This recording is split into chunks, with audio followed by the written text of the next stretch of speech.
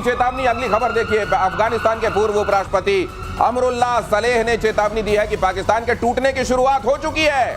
खैबर पख्तूनवा में बमबारी को बताया शुरुआत।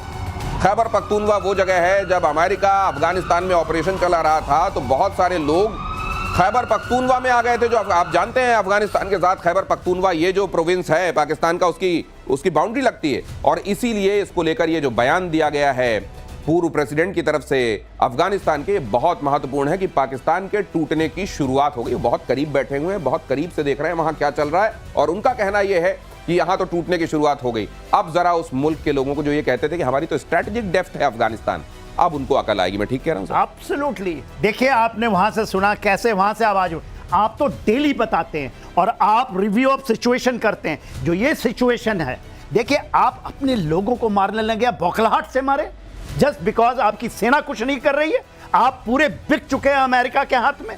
आपको बडगाम अभी कहते हैं हमें वो बडगाम हमें लेना है, वो एयरपोर्ट, उसके लिए कर रहे हैं आप।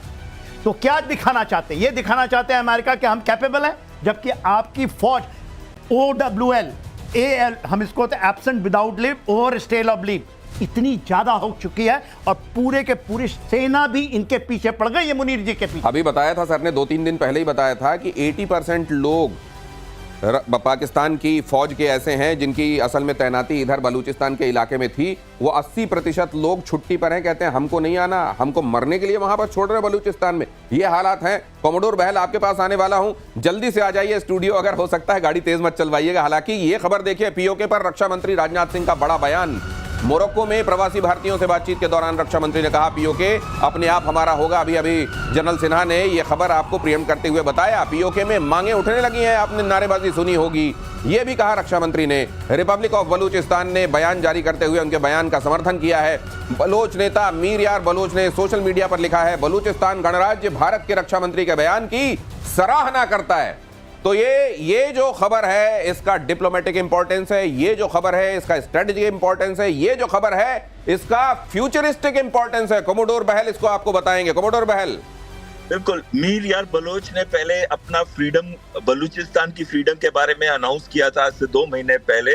उसके बाद से जो उनकी स्टेटमेंट आई है, वो अपने आप को एक स्टेट्समैन की तरह देखते हुए बोलते हैं, यानी कि एक फ्री देश का जो लीडर बोल रहा है, इसलिए इसकी इंपॉर्टेंस और भी बढ़ जाती है। छोटी सी बात मैं POK के अंदर बताना चाहता हूं आपको। POK में 127 हाइड्रो इलेक्ट्रिक प्रोजेक्ट हैं, और तो भी उसकी इलेक्ट्रिसिटी जो POK में, खासकर गिलगिट बाल्टिस्तान में 3 से 4 घंटे से ज्यादा नहीं आती। उनके जो सोर्स ड्राई पोर्ट है, जो चीन से सामान आता है, वो वहां पे अटका हुआ है। उसकी वजह से उन्हें बहुत तकलीफें हो रही हैं। वो चाहते हैं, पाकिस्तानी गवर्नमेंट चाहती है कि उनके ऊपर टैक्स लगाए, जबकि ये स्पेशल ऑटोनोमस रीजन है, इस पे ये टैक्स चलते नहीं है, और कोर्ट ने भी यही बोला है। इस वजह से उनके अंदर की, आप देखिए पंजाब के साथ तो आप सारी सिग्नल सर फ्लक्चुएट कर रहे हैं, इसीलिए मैं कह रहा हूं कि आप बस जल्दी से आ जाइए स्टूडियो, तो मजा आ जाए। समय रहते रहते अगर आ जाएं तो फिर क्या बात है। और बलूचिस्तान में नवरात्र के मौके पर जय माता दी की गूंज। आप जानते हैं माता हिंगलाज यहीं पर हैं। बलूचिस्तान के हिंगलाज माता मंदिर में उमड़े भक्त श्रद्धालुओं का हुआ जोरदार स्वागत। तुम ही हिंगलाज महारानी, तुम ही शीतला और विज्ञानी। आप अगर पढ़ते हैं चालीसा तो ये लाइनें आपके दिमाग में होंगी। और माता का ये बहुत प्रसिद्ध शक्तिपीठ हिंगलाज। और आपको ये भी बता दूं, ऐसा नहीं है, हिंगलाज मंदिर को तोड़ने की बड़ी कोशिशें हुई वहां कट्टरों की तरफ से, कट्टर मुसलमानों की तरफ से, लेकिन जो भी गया वहां उसके साथ अपने आप ऐसी चीजें होनी शुरू हो गई कि फिर उसने हाथ जोड़ लिए कि माता तुमसे बड़ा कोई नहीं। और यहां पर आप देख रहे हैं किस तरीके से जय माता दी के नारे लग रहे हैं। अब आने वाले दिनों में तो और जोर से आप ये नारे लगते हुए देखेंगे जनरल सिन्हा। ये बलूचिस्तान के अंदर में जो कहते हैं ना, जो हिंदू और मुस्लिम की एक्चुअल जब हम कहते हैं ना, वो दोस्ती दिखाई देती है खाली बलूचों की। क्योंकि वो कहते हैं नानी की मंदिर, वो मुझको मानते हैं। और आपने जो बात कही, तो हिंगलाज है, जो रिवर है हिंग, उसके बगल में बसा हुआ है।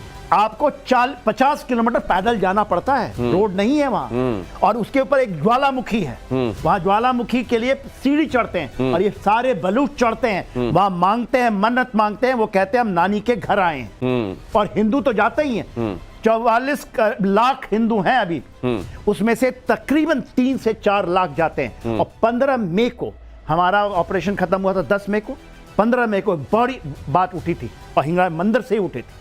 सर मैं इसको जब गूगल कर रहा था, मैंने यहाँ से जुड़ी हुई तमाम जो खबरें पढ़ी कि पाकिस्तान की आर्मी और वहां के लोगों को भी ये कह दिया गया है कि यहां पर मत जाना, पहले हमने करके देख लिया है, बड़ा एडवेंचर हो गया था हम लोगों के साथ और ऐसे ऐसे एक्सपीरियंसेस हुए थे कि इस जगह को मत जाना, टच मत करना। एब्सोल्युटली, वहां जाते भी नहीं है, वो पूरा का पूरा इलाका बिगड़ है, उन्होंने डेवलप नहीं करने दिया।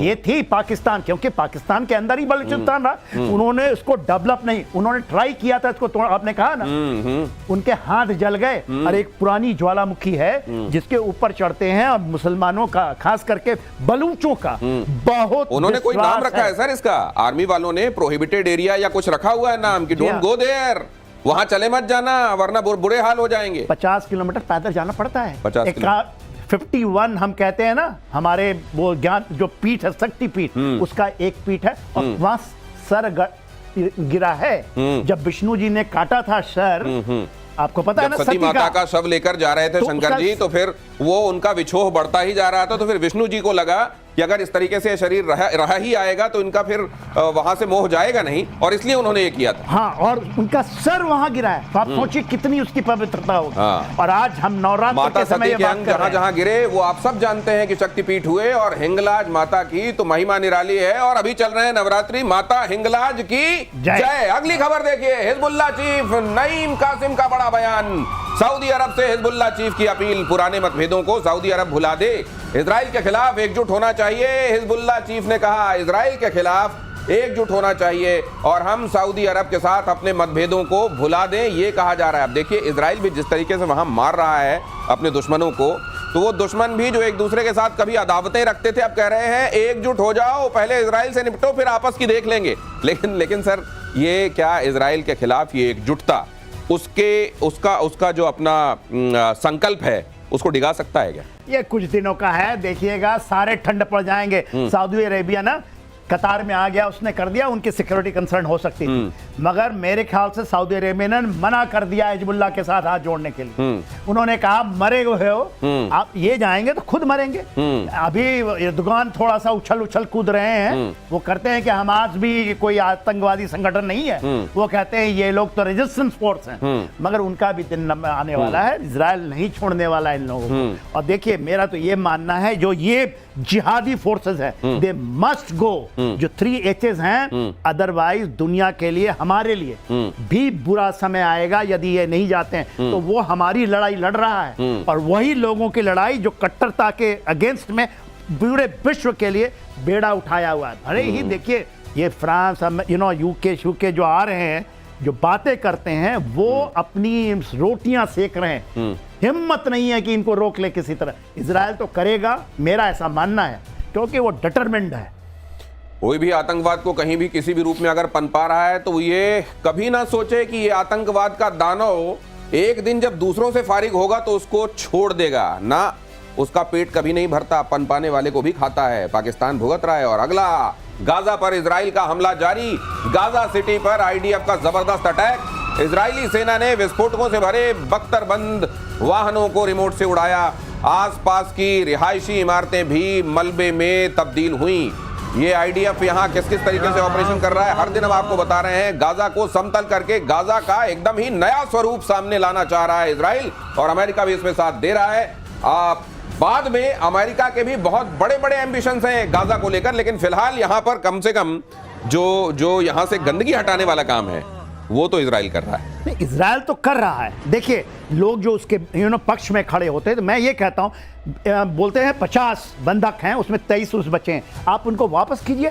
2000 बोलते हैं हमास, मगर उनको वापस कीजिए ना। 20 लाख लोग हैं, मगर आप अभी भी 2000 के साथ खड़े। कुछ लोगों ने आवाज उठाई थी, 3 को कल मारा है पब्लिकली, और उस तरह से मारा है जो आपने देखा होगा किसी जगह में ISIS कत्ल करता था, और ऐसे उन्होंने गोली मारी है पैर से मार करके। तो देखिए ये कट्टरता हैज टू गो। मैं नहीं मानता, मैं भी उनके रखता हूं दर्द, जो मारे जा रहे हैं उनको बहुत तकलीफ है, मगर है क्या कि वहां पर जो आपने जिहाद शुरू किया है, इन लोग क्यों नहीं खड़े होते? हमास केवल 2000 बचे हैं अभी। कोई कहता है कि नहीं 20,000 और पैदा कर लिया, ऐसा नहीं है। 2000 एग्जैक्ट फिगर है। और मैं तो ये आपके माध्यम से ये कहूंगा कि हमास के लोग जो वहां पर हैं गाजा में, guardian please stand against this Hamas. क्यों आप मरना चाहते हैं? मेरे ख्याल से रुकेगा यदि जस्ट आप 23 जो भी बचे हैं उनको वापस कीजिए, लेकर आइए, लड़िए। यदि हम लोग होते तो शायद, यदि आप वहां होते तो आप जरूर खड़े होते। 2000 जो ये कट्टरपंथी हैं, जो कि टेररिस्ट हैं, उसके अगेंस्ट खड़े होइए। देखिए उसके बाद यदि इजराइल कट्टरपंथियों के खिलाफ हमेशा हर जगह लोगों को आवाज उठाने की आवश्यकता है, क्योंकि जब ये पनपता है तो एक दिन फिर ये जाहिर है ये भस्मासुर हो जाता है। और गाजा पर इजराइल का हमला जारी। गाजा सिटी पर आईडीएफ का जबरदस्त अटैक हुआ है। इजरायली सेना ने विस्फोटकों से भरी बख्तरबंद गाड़ियों को उड़ाया है। ये खबर मैंने आपको दिखाई किस तरीके से वहां ऑपरेशन चल रहा है। और अगली खबर यह है, तुर्की के राष्ट्रपति ने हमास को क्लीन चिट दी है। तुर्की के राष्ट्रपति एर्दोगन ने हमास को क्लीन चिट दी। अब ये पूरे इस्लामिक वर्ल्ड का खलीफा बनना चाहते हैं, इसलिए ये क्लीन चिट दे रहे हैं। एर्दोगन ने हमास को आतंकी संगठन मानने से इनकार कर दिया। हमास आतंकी संगठन नहीं है, प्रतिरोध वाला समूह है, एर्दोगन ने कहा। गाजा में इजराइल नरसंहार कर रहा है, एर्दोगन ने कहा। गाजा में हत्याओं के लिए नेतन्याहू जिम्मेदार हैं। एर्दोगन यहां पर आपको यूनाइटेड नेशंस के मंच पर खड़े हुए दिखाई दे रहे हैं। वो कह रहे हैं कि हमास तो असल में एक प्रतिरोध करने वाला समूह है, वो एक रेजिस्टेंस फ्रंट है, वो इस तरीके का कोई आतंकवादी संगठन नहीं है जिसको इजराइल वहां पर हटा रहा है। ये देखिए, ये जो नजरिया है कि हम ये इसी नजरिए की वजह से आज वर्ल्ड सफर कर रहा है सर। और मुझे लगता है कि जब तक दुनिया में फूट डाल कर राज करने वाली जो नीयत है वो कायम है, मुझे लगता है चलता भी रहेगा। एब्सोल्युटली। देखिए एर्दोगन आज के दिन में हमास को कोई नहीं मानता, इज ए रेजिस्टेंस फोर्स, ये मानते हैं। और कुछ लोग जो हैं अरब वर्ल्ड में भी ये शायद मानते हों, खुलकर नहीं आते।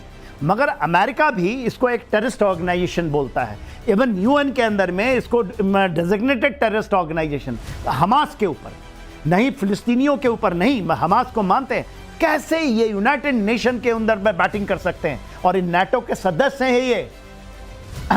तुर्की नाटो का सदस्य है। ओपन मंच में इस तरह की बातें करना, मेरे ख्याल से यदि कहते हैं तो पाकिस्तान भी नहीं कहता कि हमास को नहीं कहता कि ये रेजिस्टेंस फोर्स है। कुछ लोग बोलते होंगे, आसिम मुनीर बोलते होंगे, मगर ये बहुत बड़ी चीज है जो world must take a note of it. Next ये देखिएगा बमबारी। बैल, स्वागत है आपका। हाँ, बहुत स्वागत है। आपने इतने हैवी ट्रैफिक के बावजूद शो में पहुंचना था तो पहुंचना था। क्या बात है, भागते दौड़ते आप आए। और अगली खबर भागते दौड़ते मैं आपको बता देता हूं, फिलिस्तीन पर मैक्रो ने ट्रंप को दिया झटका। यूनाइटेड नेशन जनरल असेंबली में फिलिस्तीन को मान्यता देने का ऐलान। ब्रिटेन कनाडा के ऐलान के बाद फ्रांस का बड़ा फैसला। नेतन्याहू ने फिलिस्तीन की मान्यता का विरोध किया। तो ये सतत रूप से ये एक पैरेलल कॉन्फ्लिक्ट भी चल रहा है, जहां पर कई देश ऐसे हैं जो फिलिस्तीन के संदर्भ में सामने आए हैं और उन्होंने कहा कि हम इसको मान्यता देते हैं। मैक्रो ने ट्रंप को झटका दिया है इस मामले में। यूनाइटेड नेशन जनरल असेंबली में फिलिस्तीन को मान्यता देने का ऐलान किया है। ब्रिटेन कनाडा के ऐलान के बाद फ्रांस का बड़ा फैसला। नेतन्याहू ने फिलिस्तीन की मान्यता का विरोध किया है। अब ये जो चल रहा है sir United nation general assembly में, इसका असल में ऑन ग्राउंड हासिल क्या है? देखिए, ऑन ग्राउंड हासिल तो कुछ खास होने वाला नहीं है, क्योंकि मेन रीजन क्या है, चाहे वो 147 हो, 151 देश हो, ये एक डिप्लोमेटिक प्रेशर है। लेकिन नेतन्याहू ने जो करता है, क्या उसको ट्रंप को बता के करता है? ट्रंप को ना भी बताए, जैसे उन्होंने कतर पे अटैक किया, जो कि एलाय है, उनका स्ट्रॉन्ग एलाय, उनका बहुत बड़ा बेस है, तो क्या उसने परमिशन ली थी? ट्रंप कहता है कि मुझे तो पता भी नहीं था, मैं तो सुत्ती पई सी, पंजाबी में बोलते हैं ना, मैं तो सोया हुआ था। तो कहीं ना कहीं अगर ये नेतन्याहू फिर भी अटैक करते हैं, हमले करते हैं, इनको बैकिंग है। 1/3 फंडिंग जो आती है ट्रंप की, वो आती है ज्यूस से, और 1/3 आती है मिलिट्री इंडस्ट्रियल कॉम्प्लेक्स से। दोनों को दोनों चाहते हैं कि इस प्रॉब्लम को एक बारी में ही रिजॉल्व कर दिया जाए। तो कहीं ना कहीं ये कहने के लिए बहुत अच्छा है। ये भी अपने डोमेस्टिक ऑडियंसेस को बता रहे हैं कि देखो, हमने तो पूरी कोशिश की थी, क्योंकि राइट्स चल रहे हैं कई जगह पे, इटली में चल रहे हैं और दूसरे यूरोपियन देशों में, मैंने खुद देखा एक्चुअली।